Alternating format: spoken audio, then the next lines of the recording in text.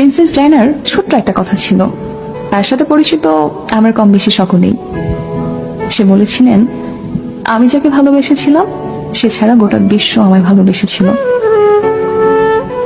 সৌন্দর্য, ব্যক্তিত্ব কিংবা আভিজাত্য কোনো কিছুতেই প্রিন্সেস ডায়নাকে পেছনে ফেলবার মতো কেউ তার মৃত্যুর এত বছর পরেও আসেনি।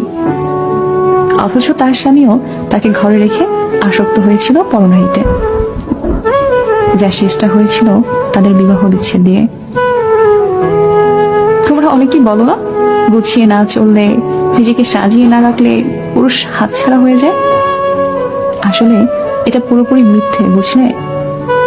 যার মানসিকতা নোংরা তার ঘরে হুর থাকলেও সে কাজের মেয়ে পেছনে ঘুরে বেড়াবে, আর যার মানসিকতা পরিষ্কার সে দিনের পর দিন শত শত সুন্দরী নারী উপেক্ষা করেও শুধুমাত্র তার স্ত্রীর কথা ভেবে থেকে যাবে।